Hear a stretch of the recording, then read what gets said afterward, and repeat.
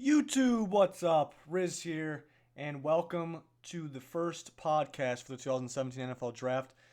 This is something that I would like to keep doing, and just like the mock drafts, I got quite a few mock drafts out. They seem to be really popular, so make sure you check those out. I'll leave a link in the description, like always. Even in the comments of the most recent mock draft, there will be a card at the top of your screen. Click on that, bring you to the mock draft, so please check that out. More mock drafts to come as we get closer to the draft. Um, I would like to do my position rankings and big board stuff like that eventually.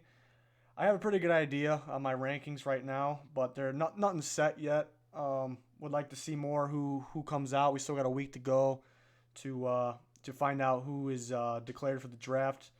For sure, we got the combine coming up. My rankings won't really change much based on the combine, maybe a little bit. Um, those numbers don't matter as much as people think. I mean, some positions you would like to have a guy that runs a fast 40 time, but it won't affect the ranking too much or any of my rankings. But yeah, mainly today I would like to talk about risers, fallers, about the national championship game, and mainly quarterbacks. Focus on quarterbacks today, and every podcast we'll talk about focus on a different position.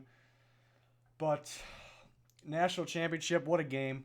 A player that really stood out to me, I think to everybody. Two main big players, Deshaun Watson and Mike Williams. As I stated in my first mock draft video, that Deshaun Watson was my favorite quarterback going into the draft. Um, really, all year he was my top quarterback, and after that game, it's pretty much a lock as my top quarterback. I know there's a lot of rumors, a lot of experts don't really agree with that, but I'm not one to really listen to the experts too much, change my opinion too much based off what experts say. Mike Williams obviously was already a top pick, but he just kind of just made it a guaranteed thing. Got to be a top 10 pick. I'm thinking maybe top five, fifth pick to the Tennessee Titans, something like that. Could see some trades, something like that. But Myles Garrett still going to be at the top of my list. Jonathan Allen was my number two. I didn't really like the game he had. Not really too much action from him. I'm worried about his pass. I mean, he can definitely rush the passer, but I'm worried about it compared to guys like Myles Garrett and Derek Barnett. I think he needs to get faster, a little more in shape to be a better pass rusher.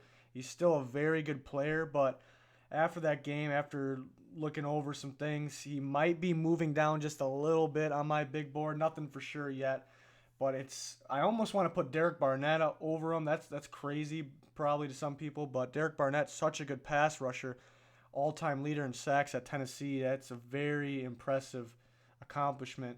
So it's kind of hard not to like Derek Barnett. He's defensive end's job, supposed to get to the quarterback. What does he do? He gets to the quarterback. So he's a guy that's moving up my board. Jonathan Allen, maybe a down one or two spots. Um, Another guy from the national championship, Reuben Foster. He was all over the place.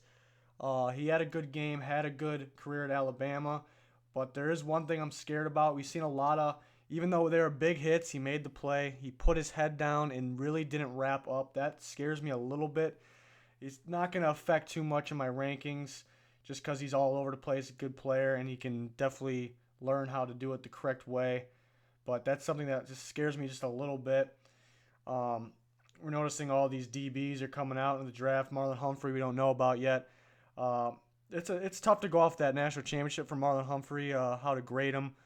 He didn't have the greatest game. He was covering the best wide receiver in the country. But, I mean, he did have to cover him most of the game. He was right there with him, not like he got burned or anything. So that was good. He's still very young, so he definitely can learn more. That's definitely an upside for him. Um, had him in my number one corner in the mock draft. Not really sure if he was my number one corner, but kind of from what I'm hearing, that's why he went first. Um, we'll see if he stays there. I might be having other guys move ahead of him, but I still think he can be a good player, even though he didn't have the greatest national championship game. OJ Howard, another guy, really helped himself. He just looks like a great tight end in the making, future Pro Bowl tight end. So people had him down the list on the first round a little bit, but that's got to be moving up. Even a team that doesn't need a tight end that bad might have to just take him. He's just a future Pro Bowler in my opinion. So another guy that really helped himself. Jordan Leggett, another guy, not going to go first round, but solid tight end. Great grab at the end of the game there. Pretty much all those guys helped themselves. Even though, like I said, Marlon Humphrey didn't have the greatest game, he showed he can stick with Mike Williams. And he's still young. That's the main thing. Still young. So we'll see if he comes out. But I'm going to talk about some quarterbacks here. And like I said, Deshaun Watson is my number one quarterback. I'm not going to go through my rankings now. Nothing set. Quarterbacks, very hard to rank this year. Very hard to rank.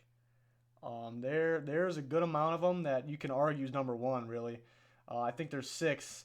Not that many people are going to argue Brad Kaaya and Patrick Mahomes are 1, but I think I can make the argument. I'm thinking there's 5. People are talking about Josh Allen, a riser, more from Wyoming, the guy that people have been talking about. I'm not really seeing it. I'm not really seeing it too much. I don't think he can be in that top 5. So I should say there's 5 guys for me, really, I can argue. Obviously, Mitch Trubisky, Deshaun Kizer, Deshaun Watson, Brad Kaaya, and Patrick Mahomes. Trubisky, obviously the negatives. He only played 1 year. He showed signs of just great potential that last drive against Stanford. They had a good year at North Carolina. The Hurricane game, it was a mess. For anybody, it's hard to play in that game. He played against Virginia Tech, but had an awful game. Deshaun Kizer also played at NC State on that week, the Hurricane game. He didn't have a good game at all, but it was nowhere near as bad as Trubisky, so you kind of worry about Trubisky in bad weather. I know you don't really expect him to play in the NFL in hurricane weather, but still. So you would like to see Trubisky go to a nicer place, like the Niners' 2nd overall pick. Like the Bears got the 3rd overall pick. Can Trubisky handle that sloppy Soldier Field, I should say, with in the Windy City? Kaiser's a guy I watched I watched most of these guys, but every single Notre Dame game I actually watched. Kizer, very strange prospect because first of all, I think he should have came back. One second he looks like he's going to be the greatest quarterback ever. I shouldn't say ever, but he looks like he's going to be ridiculous. He's going to look like he's going to be super good. Basically is what I'm trying to say. And the next second he's making some stupid throw, and he just looks like he's nowhere near ready. That's why he should have came back. Thing that scares me about him is he had a good line. He had a very good offensive line. He had time to throw the ball, and there's times where he acted like he did not have time to throw the ball. So I'm worried if he goes to a team 3rd overall like the Bears or something. I mean, their line isn't awful, but it's not that good. So if he has an offensive line that's like below average, then I think he will struggle. He's a guy that down the road, but like good distance down the road, can end up being the best quarterback in this draft, but it's going to take a lot of time. So that's my concerns about Kizer. Big upside with him, though. Deshaun Watson, my number one quarterback. He's a winner. That's most importantly. He's accurate. He's got good experience. Played when he was a freshman. He has that mobile threat, which isn't crazy in the NFL. Like, you don't really look for a mobile quarterback, but it's a good thing to have. He's good under pressure, too. You see his numbers under pressure. Very good. So, I really like. There's really nothing not to like about Deshaun Watson. He can lead the team. I think he can lead a team. I know it'd be tough to do with the Browns, but I'm thinking like Browns got pick 1 and 12. That'd be something if they can trade up from number 12 and get Mike Williams and Deshaun Watson. I know they need some defense, but that would be something crazy. Have to help the Browns on offense. Brad Kaaya, like Kizer, still raw. End of the year looked really good. So I knew that was the decider to make him go to the draft. So you see he's got potential. I don't think out of the 5, he's probably at the bottom for me. And on to the next guy, I want to talk about Patrick Mahomes. Really like Patrick Mahomes. Nobody really has him as one of their top quarterbacks. But there's some feeling I got. There's some feeling I got about him. The guy can throw the ball. He can throw the ball. I think he's going to be good. And he can be good quickly, early on in his career. So something about Mahomes that I really, really like. Really no weaknesses. didn't make a bowl game, so he wasn't really a winner, but Texas Tech's defense was so bad. So bad, it's unreal. So I don't think it's really fair to give him that negative, and I don't think it's fair to give him the negative that he played against weak competition, because Big 12 is known as for weak defenses. But look at like Josh Allen in Wyoming. He played against weaker competition. He struggled more even against that weak competition. A lot of picks. So a guy like that. There's all kinds of guys that play against weak competition. So Mahomes can air it out. He definitely has potential. Definitely could be good pretty quickly, I think. Really a guy that I like. Other quarterbacks, Davis Webb is known as a sleeper. Similar to Patrick Mahomes, really, but I think Mahomes gets the edge on him, throws the ball further downfield on average, more accurate, more touchdowns. So Davis Webb, I mean, he can be good. I think he's gonna come in and be a second string right away. Another guy is that I like to talk about, Chad Kelly. I know there's some people that agree with me, don't really like him too much. Some people have him a little higher. I see turnovers. I see too many turnovers there. It reminds me of like a poor man's Jay Cutler. So I think you stay away from that. Maybe late in the draft. But there's some people that say like mid rounds. I'm not going to agree with that. Another guy, Joshua Dobbs from Tennessee. Really inconsistent. That's the weakness. But he shows flashes, shows that he can do it. So I think a team that is really good at developing quarterbacks picks him up. He could end up being really good. That's a sleeper for me. Ryan Higgins, another sleeper from Louisiana Tech, can air it out. I'm not sure why no one is. I haven't heard his name come up from any experts. That's a little confusing to me. He can be a definite sleeper. I wouldn't be surprised if he was drafted. Small school guy, Antonio Pipkin, could get drafted there. He's supposed to play in the Senior Bowl, so looking forward to that. He's a mobile quarterback, and if you watch his highlights, he kind of looks like Cam. His throwing motion looks like Cam Newton. Reminds me of Cam Newton. I mean, he's not as big. Definitely not as good. Obviously, number 1 overall pick a few years ago. But it's just something about him reminds me of him. So that's a guy to look out for. I kind of have an idea of my rankings in my head, like I said. And Deshaun Watson is my number 1. I said earlier that experts don't really have him at their top. And I don't usually like experts to change my opinion. Last year they kind of did it on me on Carson Wentz.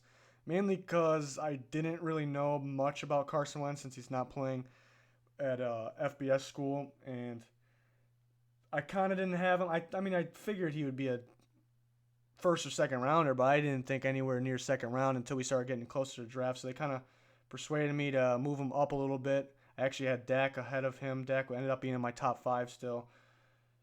But so I try not to let the experts, even though Carson Wentz showed potential, he had a pretty good year. I don't really like him as a downfield thrower. Even though he could get better at that. So I'm not saying I regret it completely moving him to 2, but I just like sticking with my picks, and I don't want experts to. I don't let experts persuade me too much, is what I'm trying to say. So Deshaun Watson is going to stay at my number 1, and we'll see how the rest of the rankings unfold as we get a little closer here. So really looking forward to this draft. It's a very good draft class, realizing that more and more as I look into all this and as we keep making these videos. Obviously the running backs, tight ends, corners, safeties, they all look like they're stacked in this draft. So I can't wait to cover those positions. They look pretty stacked. There's some experts out there saying that like some of those positions might be like up there in the best of all time for draft classes. So can't wait to cover those. Can't wait to do my rankings. More mock drafts coming. The previous mock draft is, like I said, more of something I think will happen rather than what I think should happen. I'll probably release some mock drafts where I play GM for every team. I think the first one I did that, but that's a little older, so some things have changed. So I'd like to do more of those. So thanks for watching. Please like and subscribe if you enjoyed, and goodbye.